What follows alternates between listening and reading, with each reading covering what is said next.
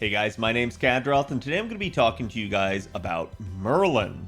Merlin is one of our most prolific supports that has been around for years now at this point. In fact, some people even think that Merlin could actually use a buff, and we're going to go through his entire kit, and I'm going to talk to you about everything that he can do and sort of the craziness of how he has affected the entire game. Now, Merlin is a limited unit. That is to say, it is very difficult to get your hands on him outside of a GSSR unless he manages to have a banner. And given the fact that he is one of the most powerful supports just in general, I think the devs have always sort of kept a lid on him. They understand that he is a very desired unit, and they don't give him banners very often. So from the making of this video right now, his next banner is actually not until March of next year, basically on NA here, with the White Day summoning campaign, which will happen shortly after the Chaldea Boys event for that year. So you're not going to see him come back really for a while outside of a GSSR. But if you manage to land him, or you just happen to have him and you're unsure about how to use him in the new Buster systems, let's talk about that. So Merlin is, again, an amazing support, but what his strengths are is mostly in damage boosting, as well as protecting and healing the party. He's not actually your best charge support, and that's why you see units like Koyanskaya or Oberon used over him for pure farming needs. But that doesn't mean that Merlin's bad or that Merlin actually needs a buff, because everything that Merlin does is amazing. Let's start by looking at his kit. So again, we already talked about the fact that Merlin is a 5-star limited caster here. He is going to be a arts NP that is a support NP, so it's not going to deal damage in any way. So we don't have any damage concerns really to talk about with Merlin, other than how he's going to impact other units. But taking a look right here at his attack stat here, he's roughly at about 10.5k. This is actually fairly low, but I think you'll see there are reasons for this. There's reasons that they maybe don't want to make Merlin too high in this capability. And the trade-off here is that he still ends up at least decently thick on the HP side of things, which is certainly very good for him. He actually really needs that survivability, as there are fights out there in the game where enemies will actually target support casters by virtue of their programming. So if you end up in one of those fights, you're gonna know it when all of a sudden Merlin just starts getting immediately harassed turn after turn after turn. It's not a like, oh, Merlin got attacked 2 or 3 times in the same turn. It's a Merlin keeps getting attacked every single time pretty much over several turns. That's where you start realizing, yeah, hey, the programming is actually probably slated to try and get rid of support casters. But still, having a little bit of extra HP there is certainly going to help, and he certainly has a lot in his kit to be able to help him stay up in spite of that. So, taking a look at the rest here, he is Earth attributed. He has 49-star absorption. Again, is a little bit under what a caster should have, but we don't have to worry about it too much. In fact, I think you'll notice that there are times where your support casters will annoyingly soak stars from some of your devoted damage dealers, and that'll get you kind of annoyed. So a lot of that has to do with the way stars work and their random distribution. But again, it's something that I don't think you'll have to worry about too much. Now, his star generation rate here is 10.8. It's actually fairly good, but he has a 0.81 NP charge attack rate. And this is phenomenal, and you'll see why in a minute here. So he ends up having 3% NP charge defense and 36% death rate. This is actually probably your chief concern when using Merlin, because Merlin doesn't have guts anywhere in his kit. He is not going to stop himself from getting death. So if you're going up against a death-heavy enemy, Merlin can certainly try to protect and keep the party alive, but at the end of the day, if he's the one getting death, yeah, he's very likely to get downed, and that's something you need to be concerned with. You need to be aware that that can happen. His alignment here is lawful good, and his gender is male. As for his traits here, he is costume owning, he's hominide, humanoid, round table knight, servant, 7 knight servant, weak to enema elish, and in his costume, he is a summer mode servant. So again, not too many exploitable traits there, other than sort of your standard ones like humanoid and such. It is an interesting thing that he does get the Round Table Knight one, as again, that will allow Morgan Le Fay to very easily yeet him. But other than that, we don't have to worry about it too much here. So let's take a look at his deck now. And Merlin's deck is sort of our standard support caster deck that we see for a long time in the game. In fact, most supports still have a tendency to follow this due to the simple strength that it provides.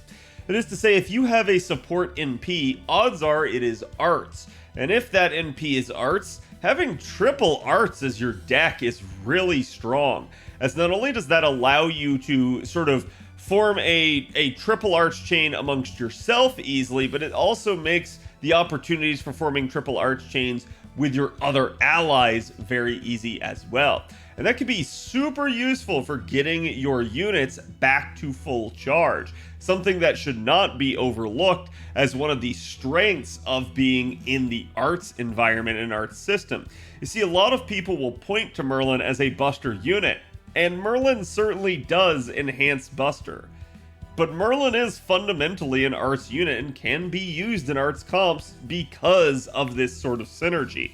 So it really helps him out at the end of the day with progressing the entire party's charge due to that triple arch chain.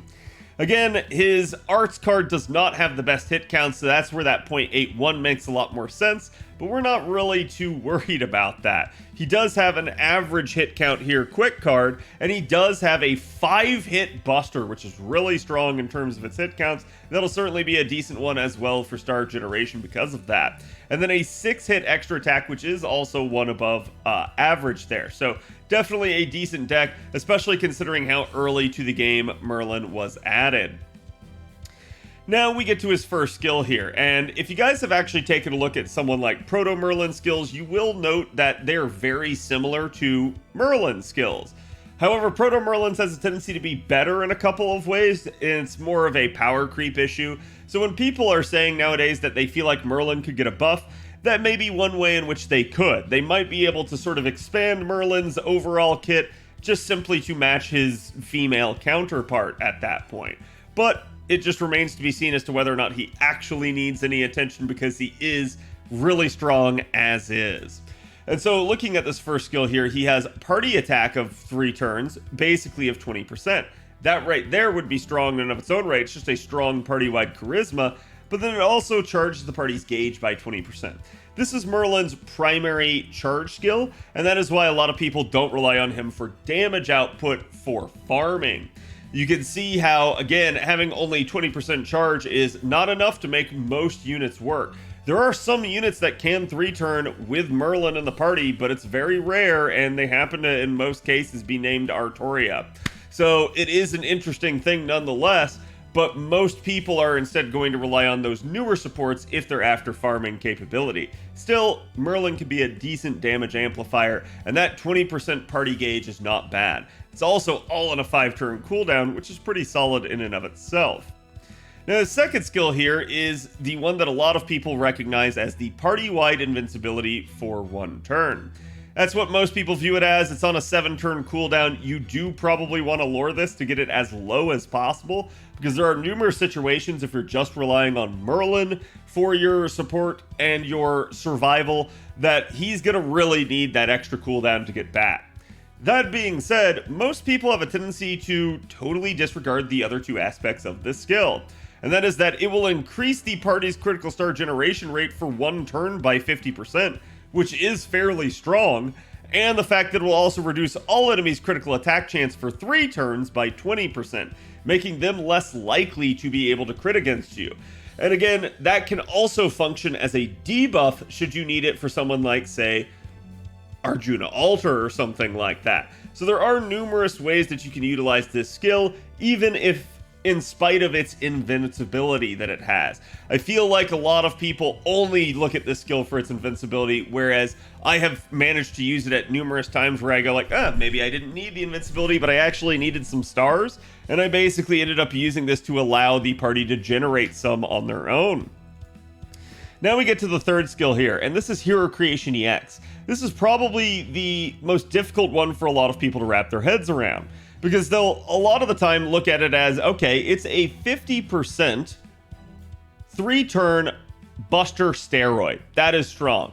And then a lot of people go, oh, but it only increased the critical damage for 1 turn by 100%. And while that's strong, it's like, that is what it is. Here's the thing about this. Already just off that, you have a 3-turn 50% Buster Steroid, which at that time, there was only one other unit in the game that had that when Merlin came out. So it was a really, really strong thing for him even then, and it still retains its strength even now. That being said, people viewing the critical damage as sort of a negative, I don't understand what they're thinking, because this is 100% crit damage. That on its own is crazy strong, given that this is a targetable buff that can be put on your units. So you can put this on your damage dealer and just watch them pop off. Its best use is obviously going to be to put them on a unit that has high star count at that time, and again is ready to explode.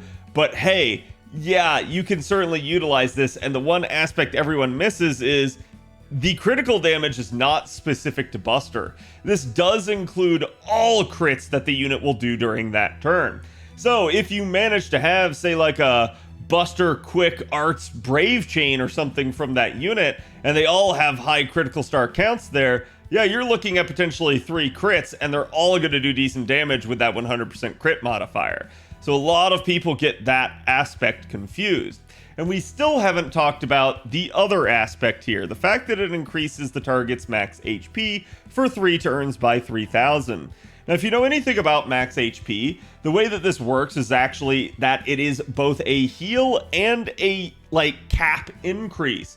So you can never waste healing from a max HP skill. It will just add to whatever amount you currently had. So if you're at, say, 11,000 out of 12,000 health, and you were to use this skill, not only would it have topped you up to full, just like, again, a heal would for normal purposes, this will also increase your cap. So this will end up moving the bar essentially from not only that top amount there, but then plus 3,000 on it. So it's really, really solid for that. And a lot of people don't understand that max HP is both a heal and a temporary limit increase, so that you don't ever lose health even when it expires. It is just going to set you back to full at worst.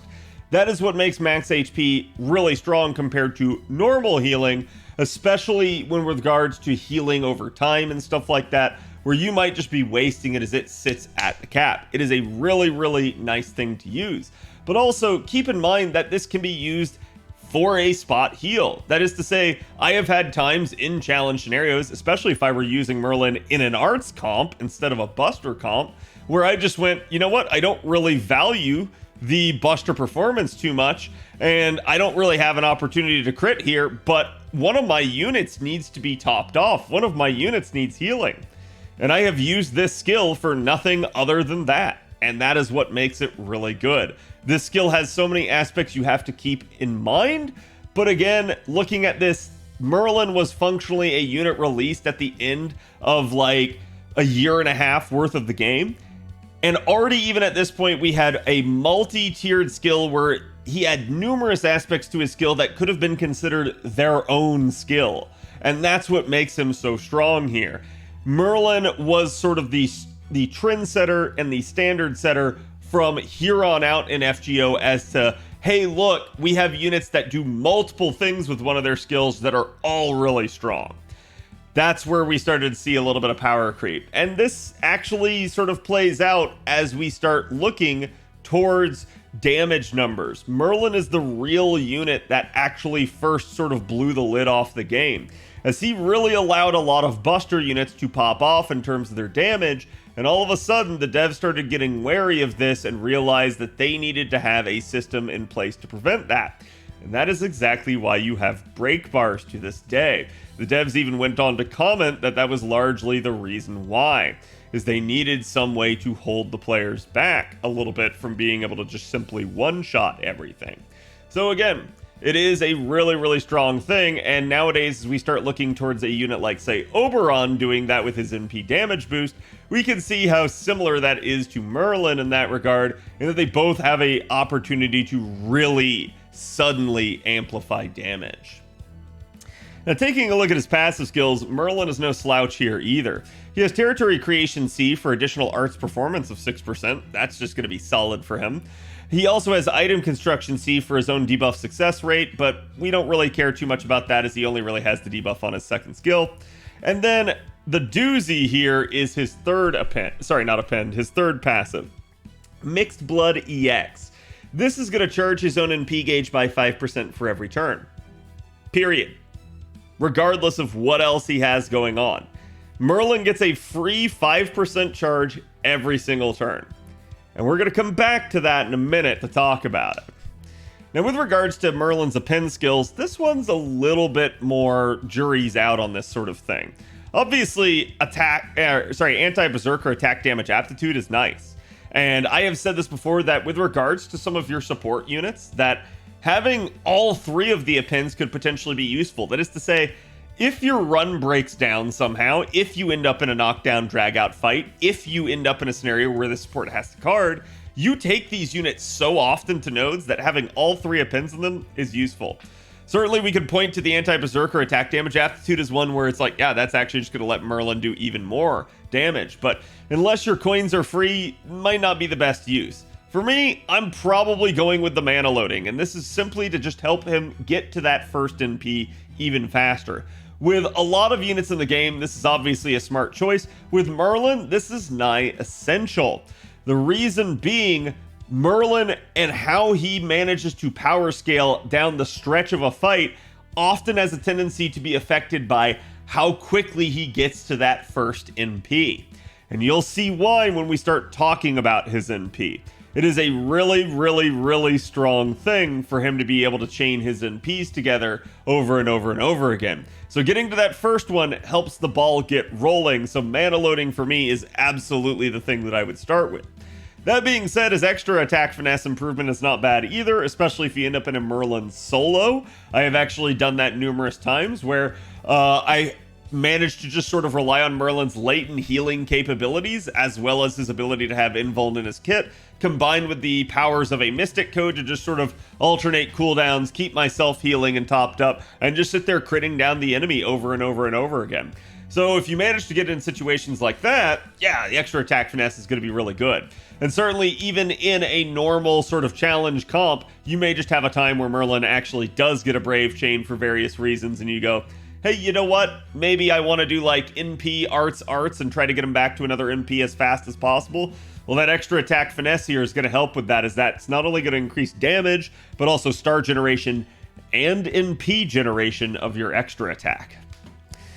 Now, taking a look here at his Noble Phantasm. It is, as we said, an arts support Noble Phantasm. So we don't see hit counts, we don't see any sort of damage. But what we do get here is the ability to recover the party's HP every turn for 5 turns. So this is dependent on NP level. At NP 1, it's only 1,000 per turn. At NP 5, it's only 2,000 per turn. I say only, but that is really strong. This is actually what makes Merlin one of the best healers in the game. And the reason why is because Merlin is just sort of this set it and forget it type of healer. You don't have to sit there constantly worrying about getting back to cooldowns with someone like Merlin, other than his, again, his invuln, because at the end of the day, Merlin's just going to sit here and keep healing in an automated process, not something that you really have to pay too much attention to, while any number of other mechanics of a challenge fight may be going on. So this actually allows you to focus more on dealing damage and turning what might be a defensive or stall-oriented battle into an offensive battle in your favor. From there, it's also going to end up charging the party's NP gauge by 5% every turn for 5 turns. So literally, 3 different units here on your front line are going to get 5% per turn over 5 turns. So this is going to be equal to about 25% charge off of 1 NP. Now remember, Merlin has the 5% on his own himself. So that is yet another on top of that. So Merlin's going to be sitting there himself getting actually 10% per turn. Merlin can very quickly and easily get back to an NP. Now start factoring in things like his overall NP gain and card performance, and his triple arts deck being able to form Triple Arch Chain for not only just, good NP gain off the arts cards, but also the additional 20% charge that you're going to get from a Triple Arch Chain. And you start going like, wow, yeah, Merlin actually can get back to his NPs really fast then. And you start going, okay, hold on, I can loop these NPs. I can, maybe not back-to-back turns, certainly, but hey, over a span of 5 turns, I might be able to have, anywhere from 2 to 3 Merlin NPs firing off. And I can be really healing the party with that amount. Doubly so if I'm using double Merlin. And that's another thing to think about there, is that sort of 25% charge off of 1 NP, you could have another Merlin NP rolling for another 25%. You can have another Merlin NP rolling for another 25%. So the way to think about this is not in terms of the total charge, like 25%, but instead in just how many NPs can you have rolling. If you're in a double Merlin setup and you have even 2 NPs from each of them rolling at some point within the 5-turn cooldown, right there you have 40%. Okay? So it is really, 20%. It is really, really strong right there from that alone. Okay? And like we already talked about, each one of those Merlins themselves would have an additional 5% on top of that. So that is on a per turn basis that you will be getting. That is why it is so easy to rapid fire Noble Phantasms if you get Merlin's NPs up and online and going. And that's why it's so essential to even have that mana loading, as you will be able to quickly and easily get to that first NP to start that ball off. Now, his overcharge effect here is the ability to gain critical stars every turn for 5 turns, and it's a base of 5. However, you can certainly either give Merlin overcharge to enhance this, or put Merlin later in a sequence of NPs to get even more. And it is 5 stars per overcharge rank, up to a maximum of 25 per turn. So again, start thinking about having multiple Merlin NPs rolling, and you start realizing just how many extra stars per turn this is adding. Merlin is healing you over time. Merlin is charging you over time. Merlin is acting like a 20-30 for you over time. It is really, really strong right there. Plus his damage boosting capabilities, plus his invuln to protect the party at a wrong time. And you can see why he is so strong. Now, again, that's still not everything. There's a lot to consider with regards to Merlin in terms of his overall functionality. And I would be remiss if I didn't start talking to you about the actual possibilities of craft essences, because you can do something like throw a fragment of 2030 on your Merlin. In fact, I do see a lot of people do this for additional star generation. However, in my personal experience, I have found that if I am using multiple Merlins, I don't really want for stars. I end up actually with too many stars if I end up looping his MP too fast. And a lot of those stars may just be wasted on, say, the support units or something like that, rather than your actual damage dealer. So I often find that Fragment of 2030 is almost overkill if I manage to use double Merlin. Now, if you're using single Merlin, I think there's a lot more of a reason to use it, but even then, most of the time, I think you'll find that you'll still be fine without this. So my own personal recommendation as to what to use on Merlin is this bad boy. Prisma Cosmos. If you manage to get this one to MLB, this one is going to give you 10% charge every single turn. This is a 5-star gotcha CE, just like Fragment of 2030 is, but both this and Fragment of 2030 are permanent CEs, so you can always get spooked by them at any given moment. And again, this one's really strong, as this is just going to help him get back to his NP even faster. It is yet another reason to utilize this on him, as more charge equates to faster and more NPs within that 5-turn window before the first one even falls off. So the more you loop the NP, the more benefit you're going to get. And that is what's really strong about it.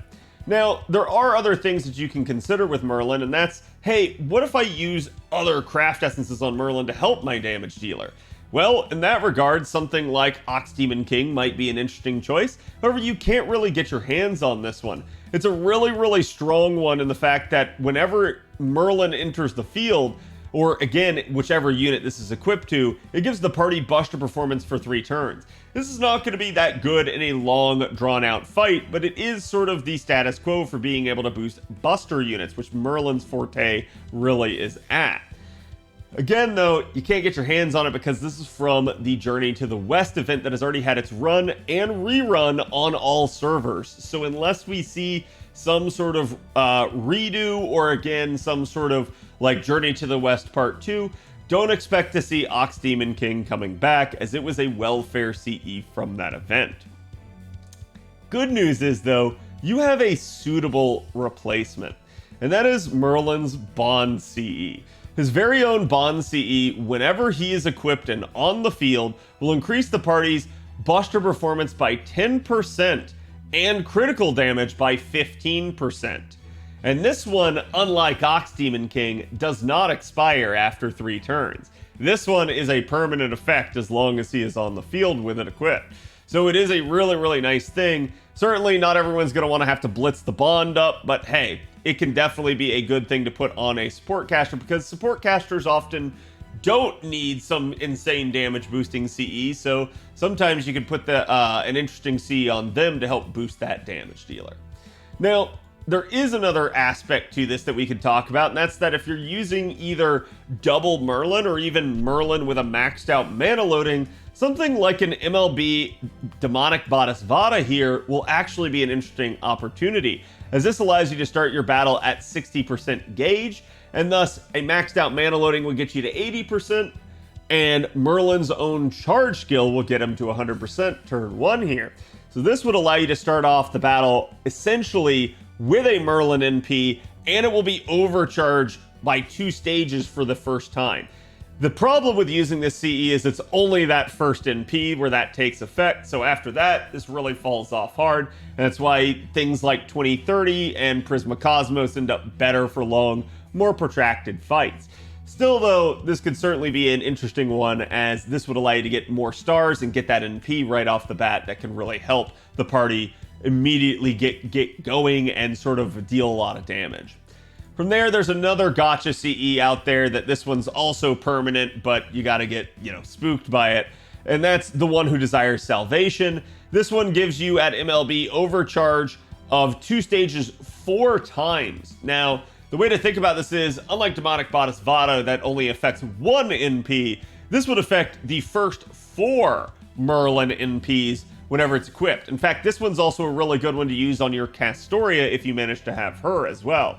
So there are interesting applications, as this will probably last you at least decently far into a fight.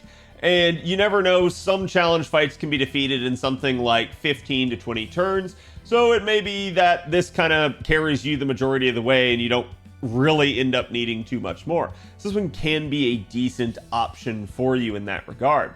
Now again, I do think that Merlin is a powerful unit. As to whether or not he ends up needing a buff, I would say he doesn't really. They could still give him some things to make him like Proto Merlin, but at the end of the day, Merlin is still insanely strong, still a valuable member of the Invincible comp, which I have a guide on if you guys would like to go watch that as well.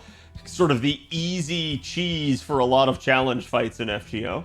And he is certainly useful in every challenge scenario, as again, people have often regarded him as being so good that they feel like it's cheating to use him. So I highly recommend getting your hands on a Merlin whenever the opportunity arises. Even still to this day on JP, yes, he is still good. Let me know what you guys think about Merlin and how you guys have enjoyed using him over the years, and I'll be curious to read your comments in the section below. I'll see you guys for the next one. Have a good one.